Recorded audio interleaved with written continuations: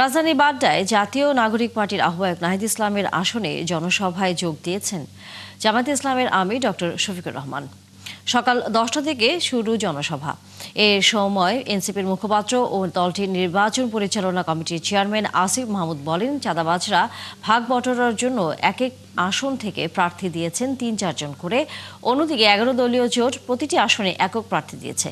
জামায়াতের আমির ছাড়া উপস্থিত আছেন খেলাফত মজলিসের আমির ও ঢাকা 14 আসনের 11 দলীয় ঐক্য সমর্থিত প্রার্থী মামুনুল হক।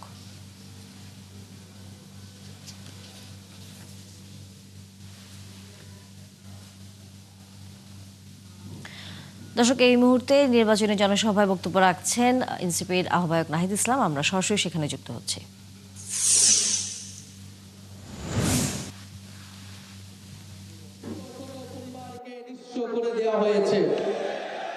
এবং যারা রাজনীতির ময়দানে ছিল তারাই ভূমিদস্যু হিসেবে এই কাজ করেছে অথবা ভূমিদস্যুদের সহায়তা করেছে।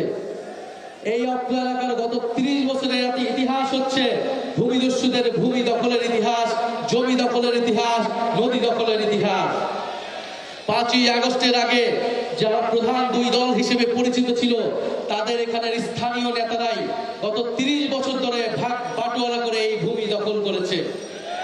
তারা রাজনৈতিক কারণে বিরোধিতা দেখিয়েছে, ব্যবসায়ী স্বার্থে সবসময় তারা ঐক্যবদ্ধ ছিল এবং জনগণের বিরুদ্ধে ছিল।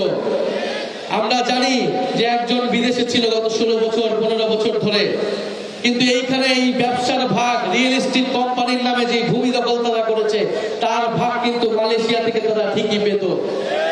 5ই আগস্টের পরে তিনি চলে এসেছেন, আর এইখানে যিনি দখলদার চাঁদাবাজি করতেন তিনি তার স্থানে চলে গিয়েছেন। আর মালয়েশিয়ার প্রতিনিধি এখানে এসে তার অফিস, তার গাড়ি দখল করেছে। ফলে এই যে এক্সচেঞ্জ তারা করে জনগণের বিরুদ্ধে তারা সব সময় কাজ করে গিয়েছে। আগামী 12ই ফেব্রুয়ারি আমাদের সামনে সুযোগ এসেছে এই সকল ভূমিদস্যু, ভূমি দখলদার, চাঁদাবাজ, সন্ত্রাসী, ঋণ খেলাপিদেরকে পরাজিত করবার।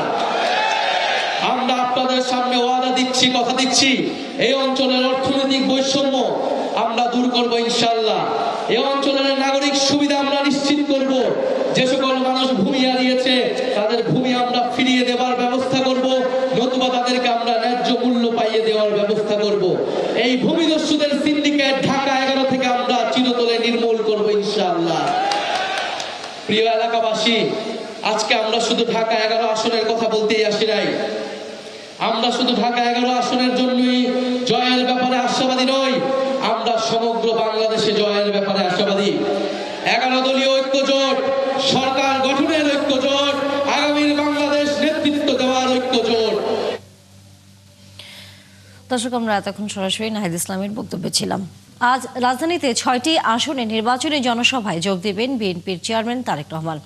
ঢাকা 17 আসনে নিজ নির্বাচনী এলাকা থেকেই প্রথম জনসভা শুরু করবেন তিনি। দুপুরে মিরপুর ইসিবি চত্বরের প্রথম জনসভায় যোগ দেবেন তারেক রহমান। এরপর 16 আসনে পল্লবীর লাল মাঠে সমাবেশে বক্তব্য রাখবেন তিনি। সেখান থেকে ঢাকা 15 আসনে মিরপুর 10 নম্বরে সেনপাড়া আদর্শ সরকারি উচ্চ বিদ্যালয় মাঠে জনসভায় যোগ দেবেন বিএনপির চেয়ারম্যান। এছাড়া ঢাকা 14 আসনে ন্যাশনাল বাংলা উচ্চ বিদ্যালয় গেটেও, ঢাকা 13তে শ্যামলী ক্লাব মাঠে নির্বাচনী সমাবেশে বক্তব্য দেবেন তিনি। সর্বশেষ ঢাকা 11তে বাড্ডা সাতারকুলের সানভ্যালি মাঠে জনসভায় যোগ দেবেন ধানের শীষের এই প্রার্থী।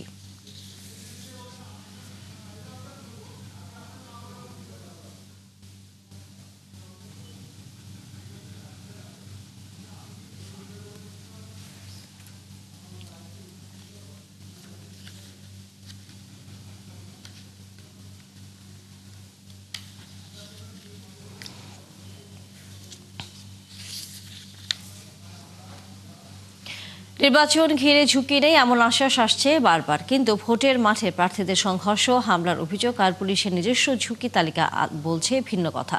13টি আসন উচ্চ ঝুঁকিতে, 51টিতে আছে অতীত সহিংসতার রেকর্ড। তবে পরিবেশ নিয়ে সন্তোষ প্রকাশ করেছে নির্বাচন কমিশন। সবুজ মাহমুদের প্রতিবেদন।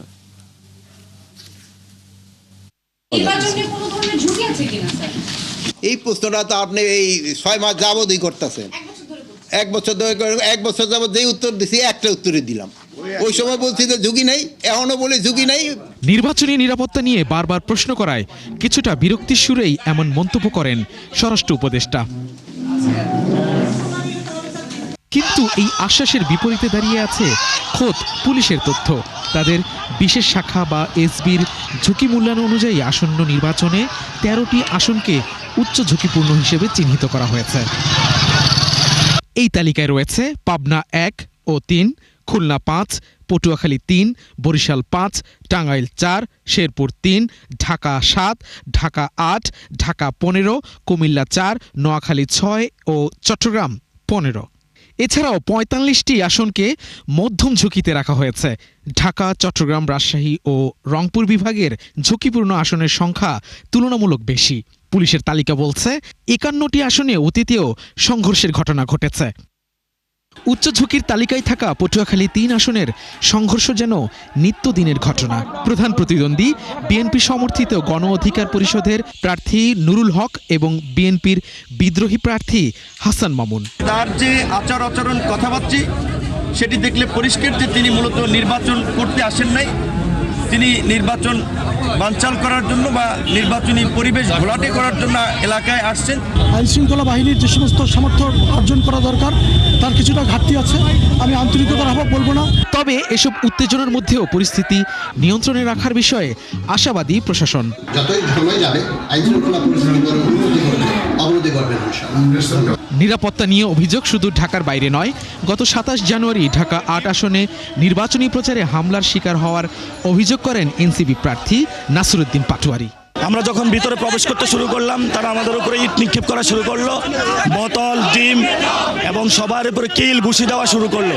নিরাপত্তা শঙ্কার কথা বলেছেন এই আসনের স্বতন্ত্র প্রার্থীরাও। এখানে তো লেভেল প্লেইং ফিল্ড বলে যে বিষয়টা আমরা বলি সেটা তো একদমই নেই। দেখবেন যে এখানে মানি মাসেলের একটা প্রবল দৌরাত্ম্য, ছোট জগন্নাথের মতো ভূমিকা পালন করছে নির্বাচন কমিশন। এসবির তালিকা নিয়ে ঢাকা 15 আসনের একজন প্রার্থীর সাথে কথা হয়। তিনি বলেছিলেন ভয়ের কথা। যেহেতু গুপ্ত সংগঠন, তাদের সবাইকে তো আমরা চিনি না।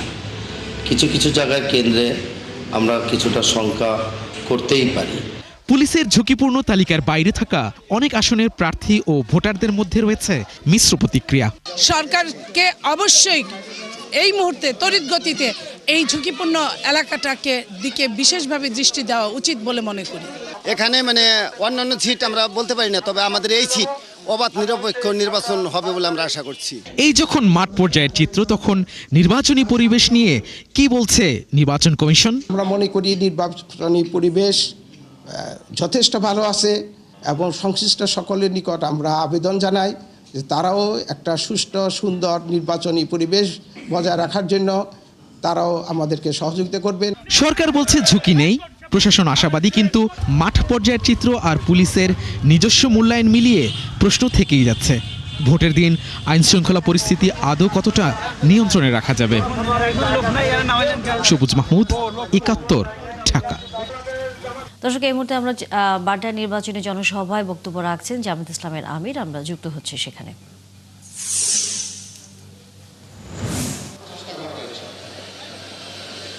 জুলাই মাসে আন্দোলন দানা বাঁধে। জুলাই 15 তারিখে আন্দোলন জ্বলে উঠে।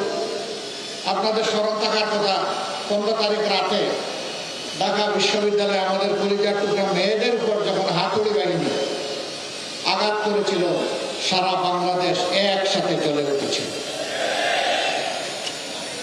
তারপরের দিন 16 তারিখ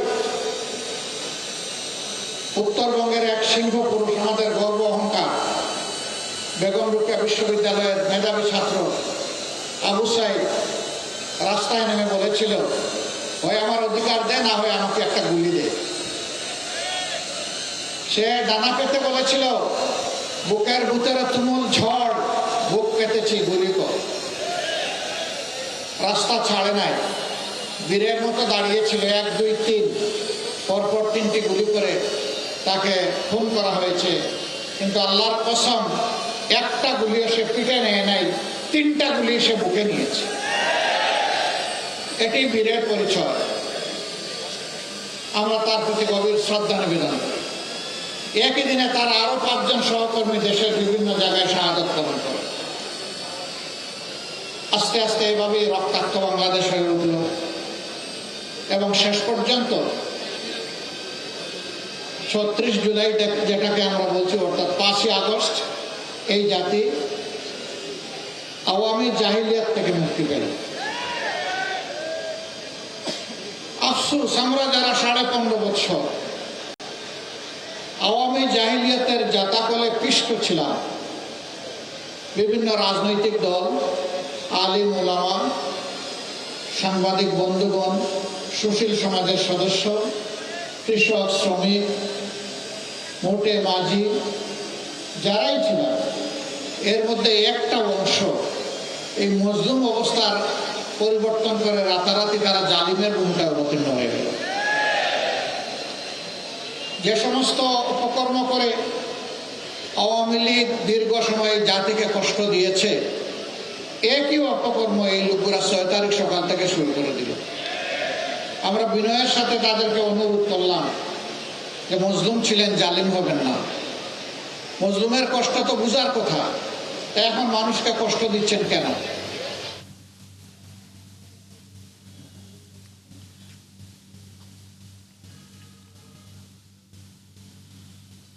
এখনো অনেকে বলেন, বড় বড় ব্যবসায়ীরা বলেন, আমরা যাব কোথায়? আমাদেরকে জিম্মি করে আমাদের বিরুদ্ধে মার্ডার মামলা দিয়ে এখন আমাদের কাছ থেকে কোটি কোটি নয়, শত শত কোটি টাকা দাবি করা হচ্ছে। কারা দাবি করছে জানেন? এই 15.5 বছর যারা বাংলাদেশের মাটিতে ছিলেন না, পালিয়ে গিয়ে অন্য কোনো জায়গায় নিরাপদ আশ্রয় গ্রহণ করেছিলেন, ফিরে এসে তারাই সেই মামলা বাণিজ্য করছে। দর্শক, আমরা এতক্ষণ জামায়াত ইসলামের আমিরের বক্তব্যে যুক্ত ছিলাম। নির্বাচনে বাকি আর মাত্র 4 দিন, তবে জমজমাট প্রচারে মাঠে ঘুরে ফিরে দেখা যাচ্ছে হাতে গোনা 3-4 জন প্রার্থীকে। অথচ এবারে নির্বাচনে আসন প্রতি প্রার্থীর সংখ্যা প্রায় 7 জন, রাজধানীতে যা 10-এর উপরে। তাই খুব স্বাভাবিক প্রশ্ন, অন্যান্য প্রার্থীদের নির্বাচনে দাঁড়ানোর আসলে উদ্দেশ্যটা কি?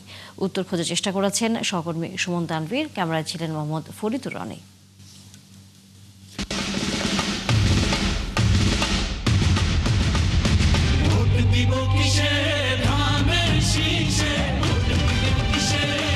কোনো প্রার্থী তার দলের নির্বাচনী থিম সং, কেউ আবার এক ধাপ এগিয়ে নিজের নামেই গান বানিয়ে নেমেছেন জমজমাট প্রচারে। যাচ্ছেন ভোটারদের দ্বারে দ্বারে, দিচ্ছেন প্রতিশ্রুতি, শুনছেন নানা অভিযোগ। তবে এই প্রচার কয়েকটি নির্দিষ্ট দল কিংবা স্বতন্ত্র প্রার্থীর। ইসির হিসাবে এবার 299 আসনে প্রার্থী সংখ্যা প্রায় 2000, আসন প্রতি যা কম বেশি 7 জন। আর রাজধানীতে প্রতিদ্বন্দ্বিতা করছে সবচেয়ে বেশি প্রার্থী, আসন প্রতি প্রায় 10 জন। পোস্টার নিয়ে নির্বাচন কমিশনের কঠোর নির্দেশনা থাকলে নির্বাচন যতই ঘনিয়ে আসছে, রাজধানীর অলিগলি ছেয়ে যাচ্ছে পোস্টার ব্যানারে। আর এটিকে নির্বাচনী উৎসব হিসেবেই দেখছেন এলাকাবাসী। তবে এসব পোস্টার ব্যানার কিংবা নির্বাচনী প্রচারণায় ঘুরে ফিরে দেখা মিলছে 2 থেকে 3 জন প্রার্থীরই। প্রশ্ন হচ্ছে, বাকি প্রার্থীরা আসলে কোথায়? তাদের নির্বাচনে দাঁড়ানোর উদ্দেশ্যই বা কি? বিষয়টি ভালোভাবে বুঝতে ঢাকা 12 আসন থেকে শুরু টিম 71-এর যাত্রা। এবার সারা দেশের মধ্যে সর্বোচ্চ 15 জন প্রতিদ্বন্দ্বিতা করছেন এই আসনটিতে। এ পর্যন্ত কতজনের দেখা পেয়েছেন এ আসনের ভোটাররা, আর কতজনকেই বা চেনেন তারা? কাকা, সালমা আক্তারের বাসা কোথায়? আপেল প্রতীকে এমপি নির্বাচন করতেছে। সালমা আক্তার আসলে চিনি না, এটা বাস্তব কথা। চিনলে তো আপনাকে বলতাম, বুঝলেন? চেনেন না আপনাদের এলাকায় এমপি? আসলে আমি তো সত্যি আজকে শুনলাম। ঝুড়ি মার্কা বা কলম মার্কা এদিকে তেমন দেখা যায় না। লাঠি মার্কা, সিংহ মার্কা এগুলা এদিকে আসে না বেশি একটা। এটা চেনেন আপনারা? এই যে আবুল বাশার, কল্লোল? না, এদেরকে তো আমরা আগে থেকে চিনি নেই। রাজধানীতে দ্বিতীয় সর্বোচ্চ সংখ্যক প্রার্থী যেসব আসনে প্রতিদ্বন্দ্বিতা করছেন, তার মধ্যে ঢাকা 16 অন্যতম। এই আসনের প্রায় পুরো এলাকা পোস্টার ব্যানারে ছেয়ে গেলেও তন্ন তন্ন করে খুঁজেও প্রচারে 3-4 জন প্রার্থীর বাইরে কাউকেই খুঁজে পাওয়া গেল না। 10 নম্বর বাসা কি এটা?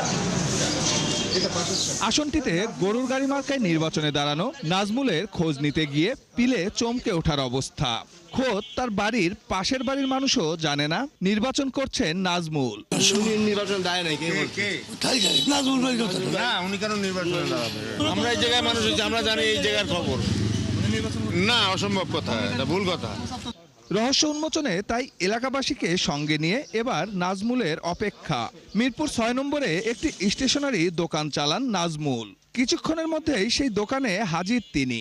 প্রশ্ন করতেই উল্টাপাল্টা উত্তর দিতে থাকেন। এই যে আপনার চারপাশে আপনার এলাকার মানুষজন, পাশের দোকানদার সবাই কেউ জানেন আপনি এই মাঠে নির্বাচন করছেন? জানেন আপনারা? জানি না। ভাই এর সাথে দেখা হয় না আপনার? প্রতিদিন দেখা হয়। বলে নাই কখনো যে না, কখনো বলা নেই। কারণ কি ভাই একটু যদি বলেন। আসলে হলো নির্বাচনী যে ডামাডোল যেতেছে, এখানে আপনি শুরুতেই বলে গেছেন যারা একটু কম হাইলাইটেড হইতেছে তারা এর মাঝে প্রচার প্রচারণা করে খুব একটা সুবিধা দাঁড়াইতে পারবে না। সামর্থ্য ওইভাবে হয় নাই। একটা পোস্টার, একটা ব্যানার ছাপানোর মতো সামর্থ্য আপনার নাই? না, আমি চেষ্টা করেছিলাম, আমি কুলাইতে পারি নাই। নির্বাচন কমিশনের তালিকা ধরে ঢাকা ১৬ টাক প্রতীকের আরেক প্রার্থীকেও খুঁজে বের করে টিম ৭১। পুরো এলাকায় পোস্টার ব্যানার না থাকলেও নিজ দোকানের সামনে বড় করে তা সাঁটানো রয়েছে। চিনছে না, টাক মার্কা চিনছে না, এর ব্যর্থতা কার? কথা হচ্ছে ধানের শীষ এবং মনে করেন অন্যান্য যে হেভিওয়েট মার্কাগুলো, ওগুলো মানুষের মুখস্থ, কিন্তু আমাদের ট্রাক মার্কা তো অনেকেই জানে না। যদি এমপি নির্বাচন এখন না হয়, যদি কমিশনার নির্বাচন হতো, তাহলে আমি কমিশনারে দাঁড়াইতাম।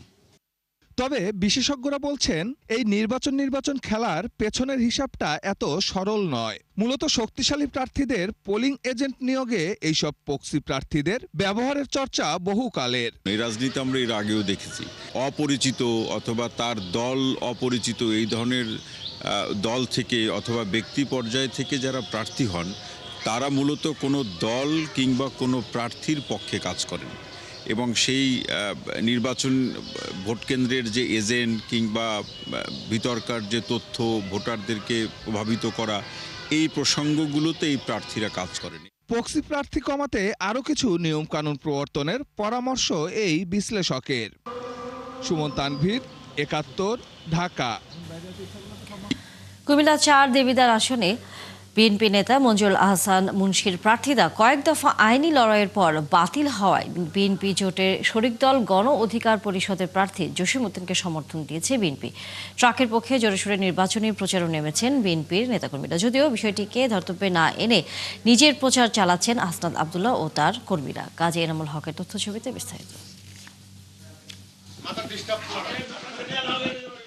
কয়েক দফা আইনি লড়াই শেষেও প্রার্থিতা ফেরত পাননি কুমিল্লা ৪ আসনের বিএনপি মনোনীত প্রার্থী প্রবীণ নেতা মঞ্জুল আহসান মুন্সি।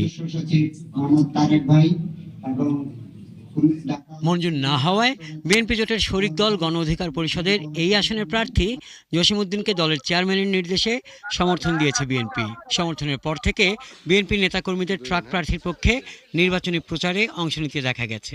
ধানের শীষের আশায় ছিল যে ধানের শীষে ভোট দিবে, তারা যেহেতু দিতে পারবে না, দীর্ঘ ১৭ বছর একটা গ্যাপ ছিল, আশা করি তারা ট্রাক মার্কায় ভোট দেবে। ধানের শীষে সবাই ঐক্যবদ্ধ আছে, এখন পাশে আবার টাক আসছে, তো এখন টাক আর ধানের শীষ একসাথে এমন স্পিড অবশ্যই বাড়বে। আমাদের যারা বিভাজন ছিল, সেই বিভাজন ভেদ করে আমরা সবাই একত্র হয়ে আমরা এখন ট্রাক মার্কার জন্য কেন্দ্রের নির্দেশ অনুযায়ী, তারেক রহমানের নির্দেশ অনুযায়ী আমরা করতেছি। অন্যদিকে নির্বাচনের শেষ দিনগুলোতে দেবিদ্বারের বিভিন্ন ইউনিয়নে লিফলেট বিতরণ, উঠান বৈঠক, পথসভা, গণসংযোগ করে প্রচার চালাচ্ছেন হাসনাত আব্দুল্লাহ। তিনি বলেন, কে কাকে সমর্থন দিল তা দেখার সময় নেই, ভোটাররাই ঠিক করবে জয় পরাজয়। যত কম্পিটিশনে আসুক, এটা হাসনাত ভাই এবং পক্ষ থেকে আমাদের দেবিদ্বারের যত মানুষ আসে সবাই আমরা ওয়েলকাম জানাচ্ছি, কোনো সমস্যা নেই। প্রতীক দেখে নয়, প্রার্থী দেখে হচ্ছে আপনার ব্যক্তি দেখে আপনার ক্যান্ডিডেট সিলেক্ট করা উচিত। আনন্দ হচ্ছে, আমরা দেবিদ্বারবাসী অনেকদিন পরে নির্বাচনের যেই আনন্দটা সেটা উপভোগ করতে পারছি। আমরা কি হতে দিব? আমরা কি ভোট চুরি হতে দিব?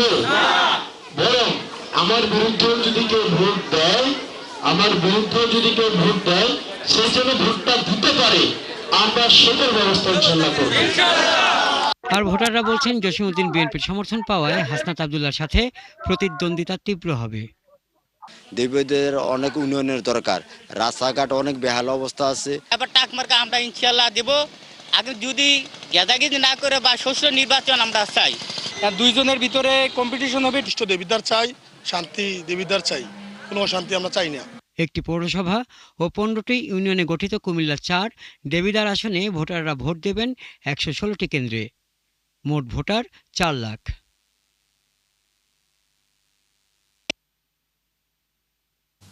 টাঙ্গাইলের কালীহাতিতে ধানের শীষ প্রতীকের কর্মীদের উপর হামলার ঘটনায় প্রতিবাদ মিছিল হয়েছে।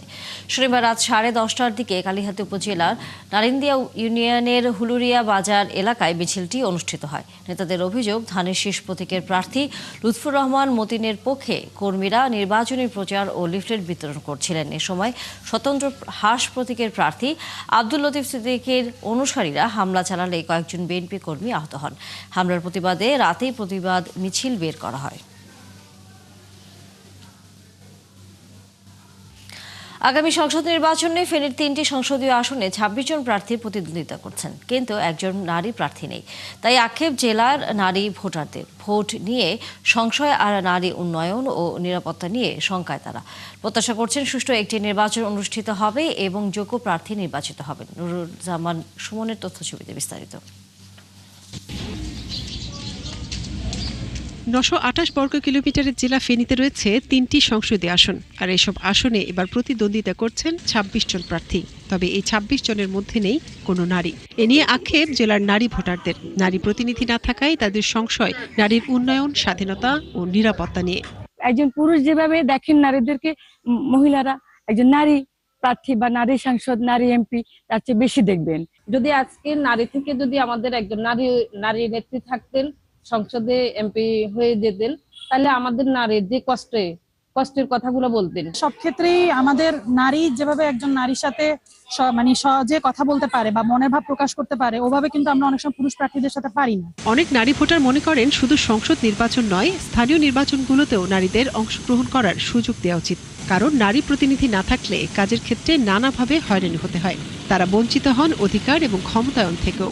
সেই সাথে পিছিয়ে পড়তে হয় শিক্ষা ও কর্মক্ষেত্রে।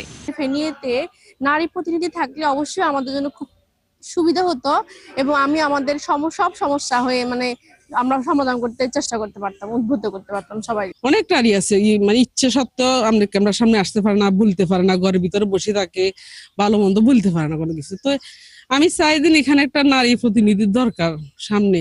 নারী উদ্যোক্তা তৈরি সহ সামাজিক নিরাপত্তা নিশ্চিতে প্রতিটি নির্বাচনে নারী প্রতিনিধি থাকা জরুরি বলে মনে করেন কেউ কেউ। নারী উদ্যোক্তাদের অনেক সাহায্য করতো, নারীরা অনেক ভালো পজিশন যেতে পারতো, অনেক এস্টাবলিশ হতো, প্লাস আমাদের অনেক উপকার হতো। উদ্যোক্তা হতে সাহায্য করতেন। আমরা পারিবারিকভাবে সব সমস্যা, যদি কোনো সমস্যা থাকলে আমরা তার থেকে সমাধান নিতে পারতাম, আমাদের শিক্ষার উন্নতি হতো। ফেনীতে এবার ভোটার রয়েছেন 13,30,924 জন। এর মধ্যে নারী ভোটারের সংখ্যা 6,43,049 জন। মনিরা কাজুরি, 71। শতাধিক গুম ও হত্যা মামলায় সাবেক সেনা কর্মকর্তা জিয়াউল হাসানের বিরুদ্ধে ট্রাইব্যুনালে সূচনা বক্তব্য ও সাক্ষ্য গ্রহণ শুরু হচ্ছে আজ। এই মামলায় প্রথম সাক্ষী হিসেবে আজ সাক্ষ্য দেবেন সাবেক সেনাপ্রধান ইকবাল করিম ভূঁইয়া। এর মধ্যে ট্রাইব্যুনালে উপস্থিত করা হয়েছে তাকে। ট্রাইব্যুনাল 1-এর চেয়ারম্যান বিচারপতি মোহাম্মদ গোলাম মর্তুজা মজুমদারের নেতৃত্বাধীন বিচারিক প্যানেলে এই সাক্ষ্য গ্রহণ অনুষ্ঠিত হওয়ার কথা রয়েছে। গত 14 জানুয়ারি জিয়াউল হাসানের বিরুদ্ধে মানবতাবিরোধী অপরাধের 3টি সুনির্দিষ্ট অভিযোগে বিচার শুরুর আদেশ দেয় ট্রাইব্যুনাল। প্রথমটি হলো 2011 সালের 11 জুলাই রাতে গাজীপুর সদর থানায় পুবাইলে সড়কের পাশে 3 জনকে হত্যা। দ্বিতীয় অভিযোগ রয়েছে 2010 থেকে 2013 সাল পর্যন্ত বরগুনার পাথরঘাটা উপজেলার চরদুয়ানি ইউনিয়নের বলেশ্বর নদীর মোহনায় 50 জনকে হত্যা করা হয়। এছাড়া তৃতীয় অভিযোগেও 50 জনকে হত্যার অভিযোগ এনেছে প্রসিকিউশন। এসব হত্যাকাণ্ডের দায়ে মানবতাবিরোধী অপরাধের মামলায় গত বছরের 23 ডিসেম্বর জিয়াউলকে গ্রেফতার দেখিয়ে কারাগারে পাঠানোর আদেশ দেয় ট্রাইব্যুনাল। চট্টগ্রাম বন্দরের নিউমোডিং কন্টেইনার টার্মিনাল ইজারা বাতিল সহ 4 দফা দাবি না মানায় রবিবার থেকে আবারও অনির্দিষ্টকালে ধর্মঘটে ডাক দিয়েছে চট্টগ্রাম বন্দর রক্ষা পরিষদ। একই সাথে বিভিন্ন দুর্নীতির অভিযোগ তুলে চট্টগ্রাম বন্দরের চেয়ারম্যান এস.এ. মনিরুজ্জামানের পদত্যাগ দাবি করেছেন আন্দোলনকারী শ্রমিক নেতারা। শনিবার দুপুরে চট্টগ্রাম প্রেস ক্লাবে এক সংবাদ সম্মেলনে শ্রমিক নেতারা এই সর্বাত্মক ধর্মঘটের ঘোষণা দেন। সাইফুল ইসলাম শিল্পীর তথ্যছবিতে বিস্তারিত। বন্দরের নিউমোডিং কন্টেইনার টার্মিনাল দুবাই ভিত্তিক ডিপি ওয়ার্ল্ডকে লিজ দেওয়ার প্রক্রিয়ার প্রতিবাদে গত 31 জানুয়ারি থেকে কর্মবিরতি পালন করছিলেন চট্টগ্রাম বন্দরের শ্রমিক কর্মচারীরা। পরে মঙ্গলবার থেকে লাগাতার কর্মবিরতি চলছিল। বৃহস্পতিবার বন্দর ভবনে নৌ পরিবহন উপদেষ্টা এম সাখাওয়াত হোসেনের সাথে অনুষ্ঠিত সভায় কর্মসূচি 2 দিনের জন্য স্থগিত হয়।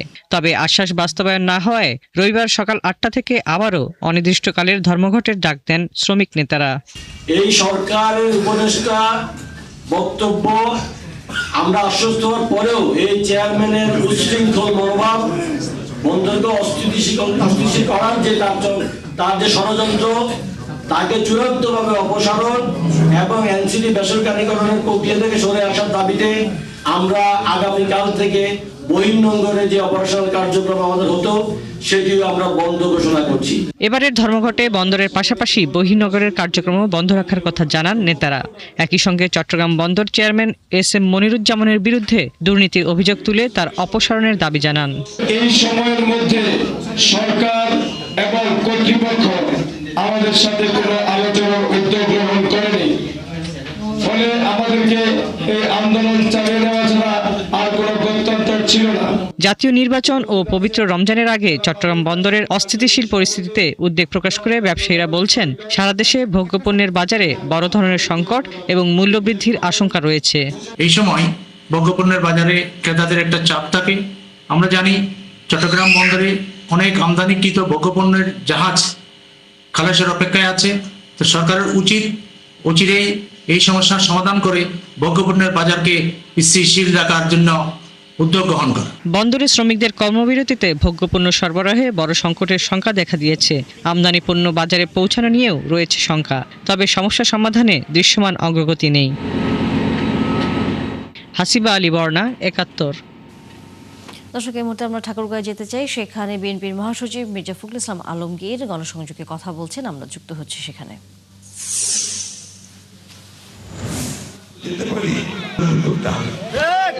কৃষি উন্নয়ন করার জন্য গতবার যখন আমি আপনার 2001 সালে আপনারা আমাকে ভোট দিয়ে নির্বাচিত করছিলেন, তখন আমি প্রতিমন্ত্রী হয়েছিলাম কৃষি, এবং সেই সময় আমরা বরেন্দ্র বহুমুখী যে সেচ প্রকল্প, বরেন্দ্র টিউবওয়েলগুলো মনে আছে আপনাদের? টিউবওয়েল আছে না বরেন্দ্র? এটা আমরা চালু করছিলাম। এখন কত সুবিধা হয়েছে, কার্ড দিচ্ছেন, পানি পাচ্ছেন, কোনো ঝামেলা নাই, তাই না? এটা বিএনপি সরকার আমাদের করা। আপনারা এখন ভুট্টা চাষ করেন অনেক বেশি, ঠিক না? নিচু জমিতে ধান আর উঁচু জমিতে ভুট্টা, ভুট্টার জন্য পানি লাগে। এই ভুট্টার চাষটাও আমরাই নিয়ে আসছিলাম এখানে। দর্শক, আমরা এতক্ষণ মির্জা ফখরুল ইসলাম আলমগীরের বক্তব্যে যুক্ত ছিলাম। অনির্দিষ্টকালের ধর্মঘটের মধ্যে চট্টগ্রাম বন্দর থেকে 2 কর্মীকে তুলে নিয়ে যাওয়ার অভিযোগ করেছেন আন্দোলনরত শ্রমিকরা। এদিকে ধর্মঘটের কারণে বন্ধ রয়েছে বন্দরের সব কার্যক্রম। এ বিষয়ে বিস্তারিত জানাতে যুক্ত হচ্ছেন সহকর্মী প্রবেশ চক্রবর্তী। প্রবেশ, 2 কর্মীকে তুলে নেওয়ার বিষয়ে সর্বশেষ কি তথ্য জানা গেল এবং একই সাথে বন্দরের এখন আসলে কি অবস্থা দেখতে পাচ্ছেন?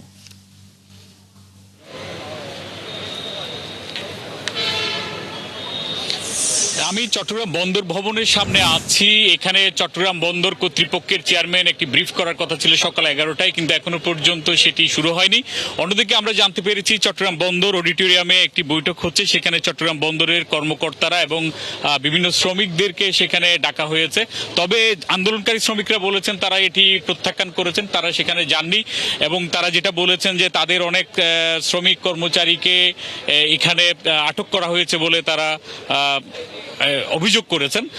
তো এর মধ্যে যেটা হয়েছে, সকাল 8টা থেকেই আসলে আজকে এই অনির্দিষ্টকালের কর্মবিরতি সেটি আবার শুরু হয়েছে এবং এরপর থেকে বন্দরের অপারেশনাল কার্যক্রম, লোডিং আনলোডিং কিংবা ডেলিভারি কার্যক্রমগুলো বন্ধ রয়েছে।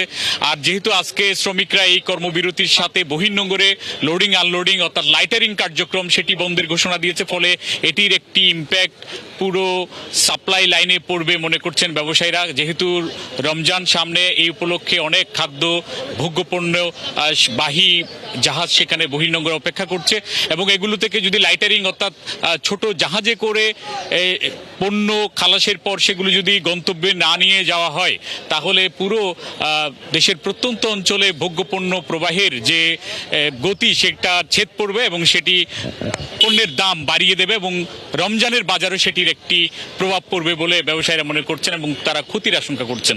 এরই মধ্যে জাহাজ জট চট্টগ্রাম বন্দরে শুরু হয়েছে। বার্থিং অবস্থায় যে জাহাজগুলো আছে সেখান থেকেও যদি পণ্য খালাস না হয় পুরো এটি প্রভাব বাজারে গিয়ে পড়বে। তো এই কারণেই মূলত ব্যবসায়ীরা শঙ্কিত, তাই এটির সুষ্ঠু সমাধান তারা চেয়েছেন। অন্যদিকে শ্রমিকরা 4টি দফা দিয়েছে, তার মধ্যে প্রথম দফা হচ্ছে ডিপি ওয়ার্ল্ডকে লাভজনক এনসিটি এটি তুলে দেওয়ার সিদ্ধান্ত থেকে সরে আসতে হবে এবং যাদের বহিষ্কার সহ অন্যান্য শাস্তিমূলক ব্যবস্থা নেওয়া হয়েছে সেটি বাদ দিতে হবে। এই দাবিগুলো তারা তুলেছেন, পাশাপাশি বন্দর চেয়ারম্যানের পদত্যাগ তারা দাবি করেছেন। তো এই দাবিগুলোতে প্রণবেশ, নিশ্চয়ই আমরা ফিরবো পরবর্তীতে আবারও এই বিষয়ে তথ্য জানতে। দর্শক সহকর্মী প্রণবেশ ছিলেন আমাদের সাথে চট্টগ্রাম থেকে। চলছে সংবাদ সংযোগ, সরাসরি সংবাদ অনুষ্ঠান দেখতে চোখ রাখুন ৭১-এর ফেসবুক পেজে এবং সাবস্ক্রাইব করুন ৭১-এর ইউটিউব চ্যানেল। থাকুন ৭১-এর সাথে।